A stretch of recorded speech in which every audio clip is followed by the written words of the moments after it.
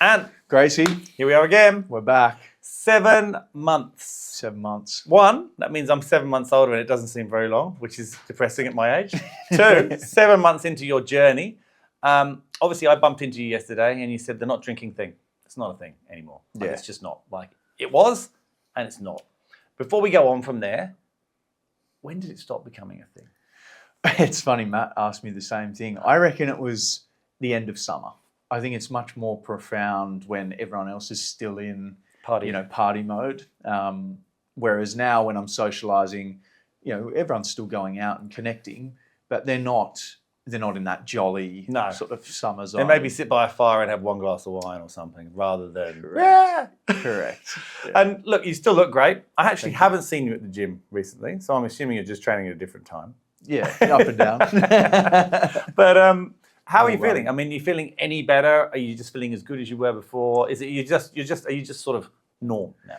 Yeah, I think it's the norm, and I think the thing that you referenced before has probably been the big change. It's just that real comfortability with, not feeling like a drink, being comfortable being out for long periods of time with others without feeling like a drink. And I think another thing that ties into that, which is the rest of my circle is comfortable with it now. I was going to say it doesn't get brought up anymore. No one's going, "Hey, sure you don't want one?" Yeah, hey, are you sure? still doing it? Yeah, which would be so annoying. Yeah. And look, I've heard lots of people say that's the hardest thing. Other people don't want to accept it. So that's all gone. So really, it's just not a subject, unless when you come on. Yes. Or I haven't seen someone for ages. It's not a subject. 100%. And people will check in and say, "How's it all going?" Yeah. But it's not like there's no joking about it or putting pressure on to, do this or do that. Yeah, I didn't tell you in between the last time you and I saw. I did 4 weeks, and then how did you feel? I felt amazing, and I'm really annoyed that I went out. I was so annoyed with myself, and then I went out again because I was annoyed with myself, which is a really awful vicious circle. But I'm drinking significantly less than I was. Great. Because I'm going out less, but mainly because I'm busy. But also, I'm just really enjoying feeling better. And I know that when we were at that meeting yesterday, there was someone else, Kapil. He said he's done 4 weeks, and I know there's lots of people. Like it's becoming a real thing. And one of my oldest friends who I went to school with, who's worked for Lion for the last 20 years, has just left and joined a non-alcoholic drinks company because that's where the future is. So it's quite fascinating how I think it is quite quickly, because 2 years ago is when the movement-ish started, and now it's just everywhere. So it's quite interesting. But yeah, I'm glad that you're feeling normal and it's not a hassle anymore. Sorry to drag you in to talk about it. No, absolutely. There's plenty more to talk about. Yeah, and let's do that, because as you just touched on, and we haven't talked about yet, you've got some new things that you want to sort of implement into your life, probably because you've got a lot more time and some clearer thinking. What are we talking? Give me a clue. Yeah, so I thought we'd build a nice base, getting the 6 months sober under the belt. But as we spoke about last time, now there's capacity it's what can we do now that we're not drinking? Yeah. So I'm going to go on a bit of a journey, which has started with the DNA test and all that sort of stuff, into my own health. So I'm basically going to use myself, Gracie, as a bit of a guinea pig to investigate and learn about men's health. So I'm going to be talking about, studies into men's health and its various components, different hormones, different parts of our health that we should be aware of. I'm going to be then testing various programs, heart health programs, supplements, seeing does it do what it says on the box. If I get a blood test after a certain amount of time, has my testosterone gone up, or whatever it is that it's supposed to do.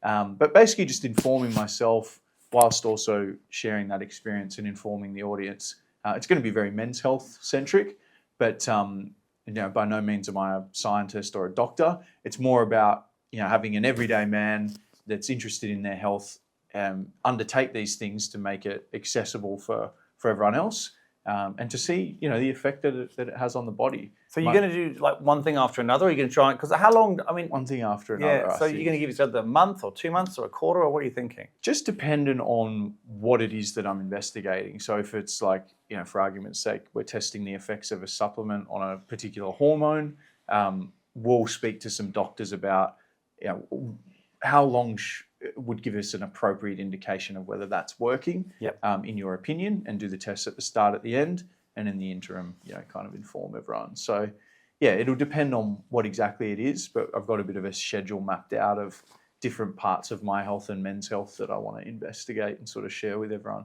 Well, if anyone's got any ideas, they're more than welcome to stick them in the comments, right? About things you 100%. can try. So you started with DNA testing, you said. Yes. So did you do like an Ancestry.com thing, or was it more scientific? It was that DNA methylation test that everyone's sort of talking about. So it's something that you just have to have done once in your life, and it gives you, your genealogy, your sort of strengths, weaknesses, things you should be aware of.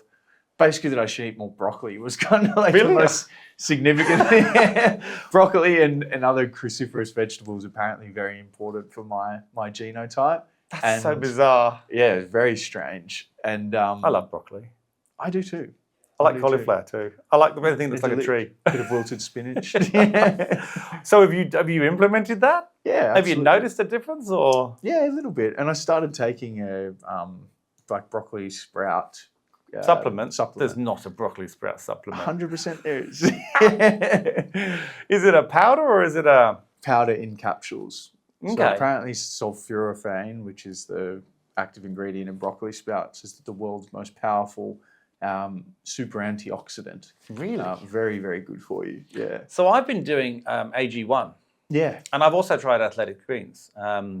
I have to say, What are your AG1, I prefer the taste. So do I. It's a lot more expensive. It is it's very expensive. But I do feel better on the AG1. And I'm a month into that now. So I did athletic greens for 6 weeks. Was that a nutritionist or something? No, I was just reviewing them for Balance to Grind. Yeah, nice. So I've written my review on athletic greens. You can read it. I'm not sure if Hay has published it, actually. I think we're waiting until I've done my review on AG1. So I finished I'm 4 weeks into AG1. So once I've done 2 more weeks on AG1, then I'll compare the two. Yeah, nice. But I much prefer the taste.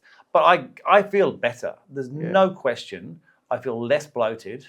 I actually look forward to it in the morning, which is unusual. I used to have a Berocca every morning, which apparently is not healthy. It's just an oversupply of vitamin B. But the AG things, I really like it. I really do, I have to say. So, yeah, I guess that's of similar ilk to broccoli. How long does that test, the DNA test? Is it just like get a hair and not easy for me? Saliva. Oh, it's just saliva. You're in luck. Watch too many movies with the hair. So is it just, and then what, they come back in a week, or is it expensive or not? Yeah, it's a week or so, but like $500 or something. Okay. And then you review it with a naturopath, and they sort of take you through from start to finish a big report. But there's some interesting stuff in there. Like I had a slightly higher predisposition to not early onset, thank God, but later onset Alzheimer's and dementia. So they were saying, be aware of that and, diet appropriately, particularly from the age of 50 onward, to make sure that my age. Yeah. I need to do this test. I've just hit 50. I think this whole, and I know this for you, this isn't necessarily about longevity. No. But that's the big thing right now. Yeah. And it does seem to be that we are going to be living a lot longer. And I read the other day that women who are in their mid-40s are probably going to live to 120. Yeah. Which, as an average, that's mental. Men obviously not as long because we just don't, but that's crazy. And that's just going to keep extending. So I don't know what the heck we're going to do. It's a long time. So tell me, there was a gentleman that I met through Cub, who you'll probably know, Tim Veron. Yes, great. So he's obviously got the glucose monitor. I'm assuming you're going to give that a crack. 100%. I've done that. It's really interesting. What I learned about myself was that my blood sugar really doesn't deviate at all. I can eat sugar, like massive amounts of sugar, or massive amounts of nothing. I'm just like boom, boom, boom. Your body just processes. My wife, absolutely crazy. Like some of the things real variances, which would explain all sorts of mood changes. I'm gonna say. But no, I'm kidding. But yeah, it was super interesting that. But when I met him, he hadn't started that business, and I don't know if you remember when he first joined Cub. Yeah, he used to do lots of experiments on himself. There you go. Did you know that? I didn't. He used to inject himself with frog poison and all these kind of weird and wonderful things, like a bit like a sort of body hacking kind of experiment, a bit like Tim Ferriss does sometimes. Yeah. Is there anything like that you're thinking about? We've done a lot of articles on the drugs in terms of hallucinogenics and things like that. Are you going to go that far, or? I'll see. I mean, I want it to be for things that claim to have a benefit, to see whether, from a scientific standpoint, if we were to undertake the appropriate tests and see what the markers are for the success of that program or supplement or whatever it is it doing what it says on the box, and how does it make you feel? Because I'm not sure. I mean, you would probably do a lot of this with Balance to Grind. I didn't realize you guys reviewed supplements and things. Yeah. But a lot of what you see, like in terms of reviews, I feel this, I feel that, but like, what's it actually doing? That's kind of what I want to get into. So not placebo. Yeah, because a lot of it's placebo. It's been proven, right? Which is another topic altogether. I'd actually like to research placebo. Totally. Because it has real life impacts, right? Oh, doesn't it? How's that work? It doesn't it? I mean, it's worth it if the placebo is working, right? I guess so, yeah. But I'm keen to, and it's less about longevity, more about optimizing my health. Like I might find out that my arteries are a bit calcified and I need to make some changes for that and get some recommendations on what's the best thing to do to achieve that. But just investigating and being aware. It's going to be interesting because everyone's so different. Because I did the calcifying thing just last year because of my age. Said you were completely right? clear. Yeah. So bizarre. You would not have guessed that if you'd looked at my early year. Well, most of my years, in fact. And, I have not. I've been exercising and healthy, but I've been pretty unhealthy overall as well at the same time. So, yeah, it's fascinating how that will weigh up for you. For sure. I can't wait to see. And I think if you want to put any of your reviews on Balance to Grind, we'll happily publish any of them, by the way. But I think the other thing is, how are you going to measure that? How are you going to know? Because like you said, a lot of it's about feeling. What kind of scientific testing are you going to do to see? So the first topic that I'm going to be discussing is every man's best friend, testosterone. Yep. So like there's a company called iScreen, and they do various blood tests for various different parts of the body and overall health checks. But I'm doing a male hormone test. Right. I'm going to test that, and then I'm going to look at various ways in which men might increase their testosterone. I might not need to. They might say, hey, your testosterone's at a completely healthy level. It really wouldn't make sense for you to try and supplement or do TRT or whatever. But let's just say, for argument's sake, God forbid, that it's low, then I might say, okay, well, what are my options here? Let's try and increase it in this way, whether it's natural therapy, supplementation, an exercise program that's targeted towards that, and see if we can move the needle. And testing the actual outcome as opposed to just like, oh, I feel great because I've been running more or doing this testosterone lifting workout or supplement or whatever it is. Testosterone lifting workout. I love that. What is that? What about mind things? Like you can do breath work, you can do meditation, you can do that kind of stuff? 100%. I actually started transcendental meditation, which has been a new development. Yep. That's a whole thing.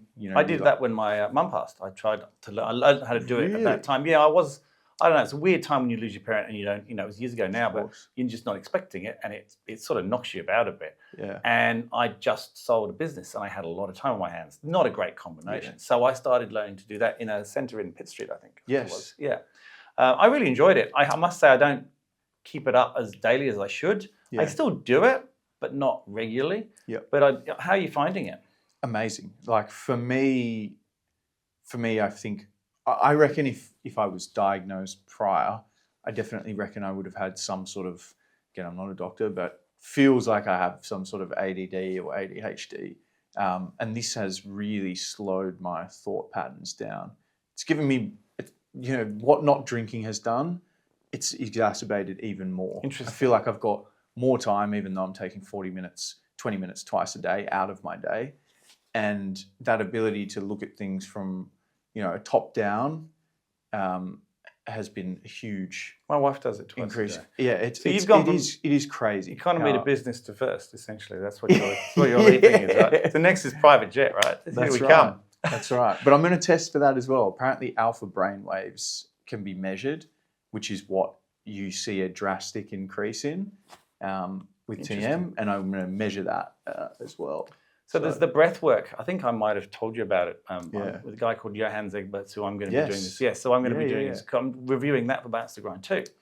We're just trying to work out a date. But that is supposed to be as good as meditation, but a different way. And a lot of people who struggle to put meditation into their life daily, which I have, because I definitely have ADHD, dyslexia, everything else under the sun. Yeah. This is apparently really a good alternative. So I'd be interested to see how you go doing both, right? Definitely.